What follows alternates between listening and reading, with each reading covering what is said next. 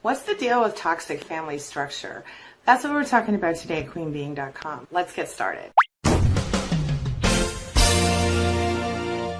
My name is Angie Atkinson, and on this channel I offer free daily video coaching to help you discover, understand, and overcome narcissistic abuse in toxic relationships. I like to call it toxic relationship rehab. Does that sound good to you? If so, hit that subscribe button. Let's get going. So the deal with toxic families is kind of weird, right? We start off with a narcissist. In our case, the type of family that we're discussing begins with a narcissist. The narcissist is usually either the mother or the father of the family, and they're the central point for everyone in the family. Everybody in the family kind of moves around the narcissist, right?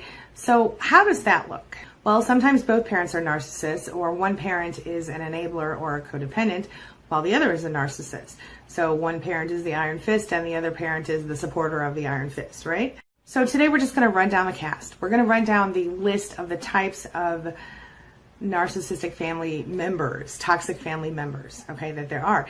Now, we'll go into details on these as we move forward in our work together. Beginning with the narcissist, like I said, it's usually the mom or the dad of the family, the parent, and it's the person who everyone revolves around in the family. They might have NPD, they criticize everybody in the family, they expect everyone to be exactly what they want. They might even compete with their children or their spouse. They obviously have no boundaries, and if you have any, they'll step right all over them. Of course, they have boundaries regarding their own selves and their own feelings, just not regarding you or your feelings. They manipulate you, they terrorize you, they abuse you. Verbally, sometimes emotionally, sometimes physically, they abuse you. They'll shame you, gaslight you, project their own bad qualities onto you, and expect you to become many versions of themselves. If you don't do that, oh my stars, you'll pay for it for life. Now, like I said, the other parent is usually either an enabler or a codependent, or they are also a narcissist.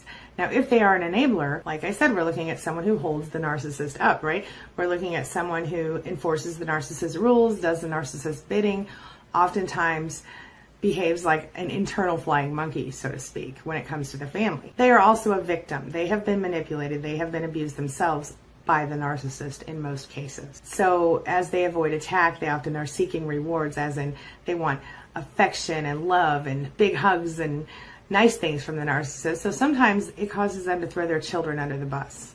It's kind of a horrible thing. But I'm here to tell you that those who are educating themselves, even those who are still in that enabler role, those who are still educating themselves today, those people who are learning, things are going a little different, okay? And I just want to point this out because I don't want anyone who's watching this video right now to think, oh, am I doing that to my children? If you're not. For example, I spoke to a client today who is from all the way across the globe in a culture that does not in any way promote females as equals, and yet she has been watching these videos and has told her children, her daughters, that they don't have to accept less than they deserve. Even though she herself feels stuck in her situation, she is breaking the cycle for her daughters, and I think it's a beautiful thing. So do not fear that what I'm talking about is necessarily connected to you personally, okay? Let's carry on. Next up, we've got the golden child. And the golden child, as you all know, is the kid who can do no wrong in the family.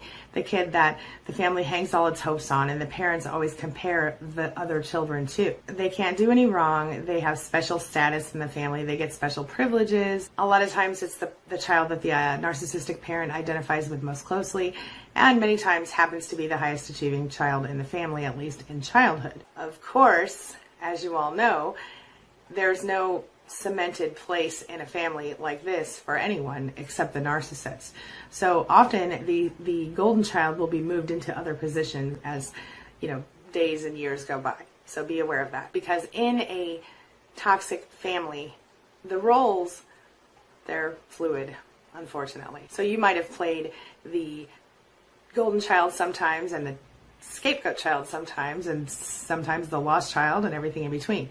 And in fact, that's what we're talking about next, the scapegoat child. So the scapegoat child is that kid who usually is kind of the catch-all, the one who is blamed for everything that's happening in the family, the child who is fair game for abuse, the child who, when anybody does anything wrong, gets blamed for it, whether it's the golden child or the scapegoat child or the lost child who we're talking about next. And in some families, the narcissists will actually scapegoat more than one child. And like I said, since those roles are fluid, sometimes the golden child becomes a scapegoat child and vice versa. The scapegoat child, unlike whereas the golden child might be most likely to really, we have to hold up the family values, we have to support the family and do all the things the family wants.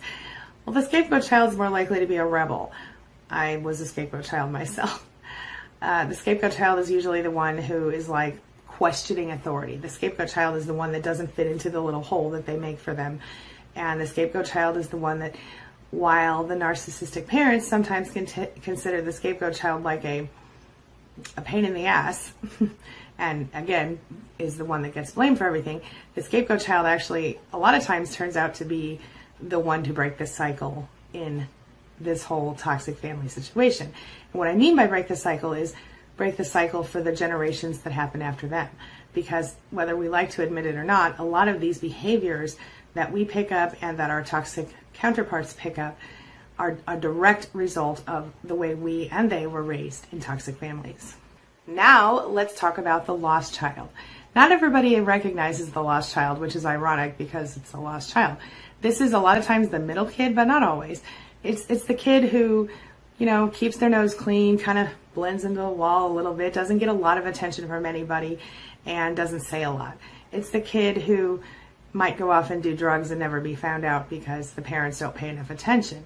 This is the kid who, in between all the trouble the scapegoat's getting in and all the problems or all the, praise that the good kid is getting, the golden child, this is the kid lost in the middle somewhere. And a lot of us are also the lost child. Again, this can be a rotating setup here. Toxic family structure that often involves a narcissist. It begins with the narcissist, who's kind of the center of the family. The narcissist then creates individual roles for each child in the family. Usually we have a golden child, we have a scapegoat child, and we have a lost child. Well, the golden child is the one that can do no wrong, the one that's the perfect child that's held up and raised up above the others, and to which the others are always compared. Then you've got, of course, your scapegoat child, who's the problem child. The scapegoat child gets blamed for everything. And then there's the lost child. This child is the one that's quiet, has their back up against the wall, doesn't cause a lot of waves, does pretty well in school, might be a little bit artistic. You know the one. The child who might find themselves in big trouble at some point in their lives. Often, the lost child is so quiet that the parents often say, oh, that child's such a blessing, they don't cause any trouble, there's no big deal. But then when they do find themselves in trouble, it's big trouble and it's fast. Today we're going to talk about how we can help that child in childhood and as they get older, and how we can heal if we were the lost child in our family. This is a question that someone asked me earlier this week in a live chat, one of my morning live chats. When we're talking about a lost child, we often notice that their needs, their thoughts, their feelings are discounted all the way across the board. This is the child whose needs are not being served on any level. It's like they're invisible. They don't get blamed by the parent and they don't get praise from the parent. This is the child who just seemingly doesn't exist in the family. The basic needs of this kid are ignored all the way, like I said, all the way across the board. Essentially, this child is just alone. This child finds it really hard to let anybody in to their kind of private world. There are no natural or easy connections with this child and other people because they feel very lonely and isolated. They get depressed, but they are also, on the plus side, very independent. Since they never felt valuable as a kid, they don't feel valuable as an adult. As they grow up or as a teenager, they feel unlovable. They feel like they're not deserving of trust. They don't even think that their thoughts are worth hearing. These, unfortunately, are the children who fall into substance abuse, drugs, alcohol, things like that, sex addiction, eating disorders, gambling, other kinds of addictive behaviors. It's very dangerous. You have to understand that the roles that the narcissistic parent gives these children, the scapegoat, the golden child, and the lost child, has nothing to do with benefiting the children. It's all about self-serving. It's all about what they, the narcissistic parents, want and need from their family. Since the lost child is not used to having any sort of attention, they don't expect it in their life. They don't seek it out in their life. These are not the kids who become narcissists later most of the time. But since they become self-reliant, they sometimes have twisted ideas of what life is all about, and especially because they came out of a toxic home, as when they do go out of the home, when they move out. A lot of times people forget they're even there. If they're at school, they might be the kid in the back of the room that nobody speaks to or thinks about or kind of forgets that kid's there sometimes. They don't join the clubs, they don't join the groups. These are the kids who are out back smoking. Well, at least that's what it was when I was a kid. Now they're probably out back vaping, but whatever. If they're involved with a group, they're involved with a group of sort of similar kids, outcast type kids. It's it's dangerous, and this is part of the reason that sometimes they get on the wrong side of the law as they get older. Then there are those who choose to throw themselves into school. They get good grades, they do, they go to the best colleges, they do all the right things, and they still never ever get noticed. But these are the ones that are driven by the need for approval that they will never receive from their parents. If you meet a lost child out in the world, they're probably going to seem really shy and introverted to you. But in real life, they're just quiet. They're disconnected from themselves and they're disconnected from other people. This isolation will kind of go with them throughout their lives, even when they do become adults and get into relationships, which is very unfortunate for them. They are soft-spoken, they are more likely to read a book or watch TV or play video games or whatever because it avoids conflict. They don't really want to deal with people. They don't like conflict. They might be artistic, they might be musical, and quite often they're very genuinely talented individuals. But since they don't want to be hurt, they're always looking to avoid getting too close to anybody. And if they do happen to trust someone enough to get into a relationship with them, they seem really dependent and really needy to that person if that person doesn't really understand what they're dealing with. Now, if they never get healed, if they never go through the healing process that they need, like I said, they can become addicts, they can become alcoholics, etc., etc. But what the sad part of this whole deal is their cycle continues. So they often become the absentee parent, or the parent who can't be emotionally connected to their children. It's really terrible. Of course, obesity is an issue for the lost child, as can be anorexia, as can be addiction to internet or video games, like I mentioned, as can be overwork. They might become workaholics. Whatever it is, they're going to throw themselves into something, and we just have to hope it's something healthy, which not always. It's not usually something healthy. But on the plus side, they do work well alone. They are self-reliant. They are very often quite intelligent and well-read people.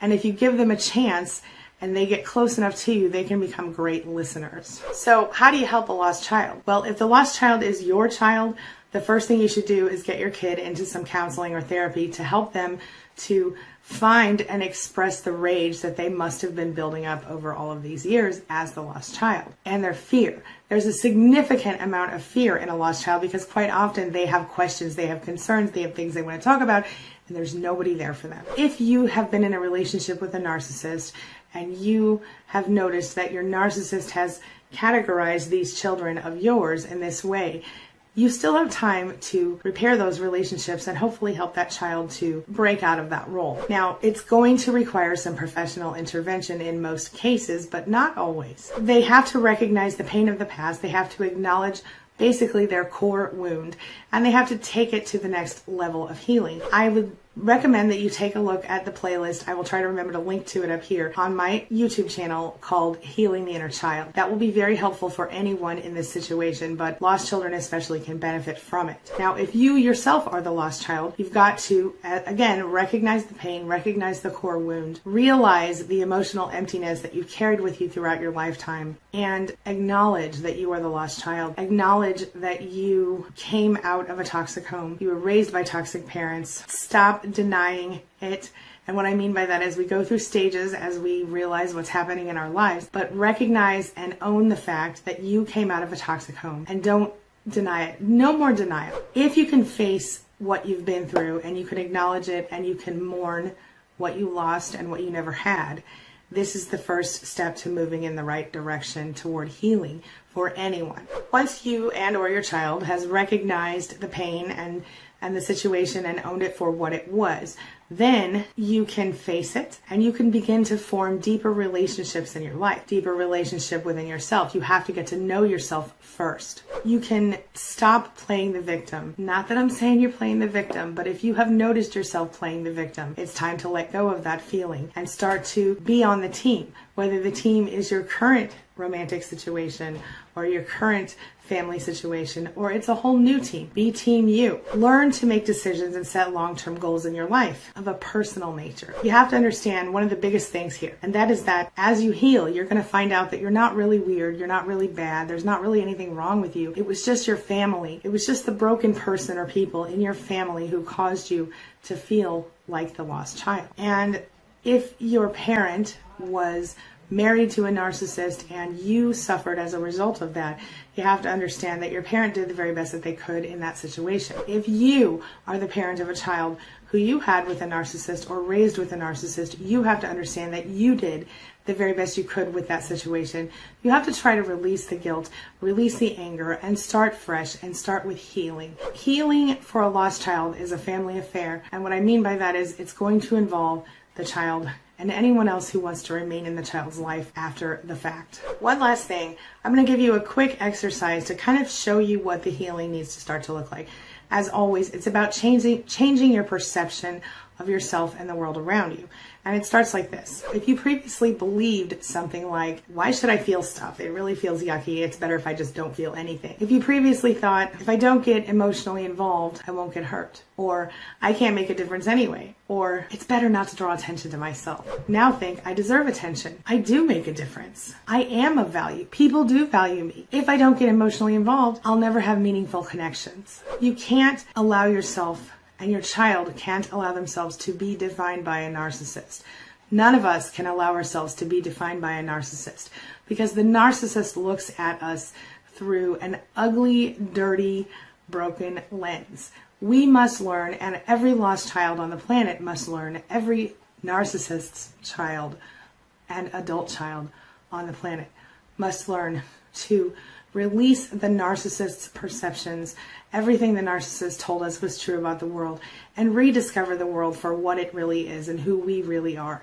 Rediscover ourselves. If you have additional questions, comments, concerns, things you want to talk about regarding how to help a lost child, please leave them in the comments below. If you'd like to talk about any other sort of toxic family structure or family role, leave it in the comments below, and I'll make more videos about this if you're interested. For right now, though, it's time for the question of the day. And the question of the day is, do you see yourself in the toxic family structure? If you do, were you the lost child? Were you the scapegoat?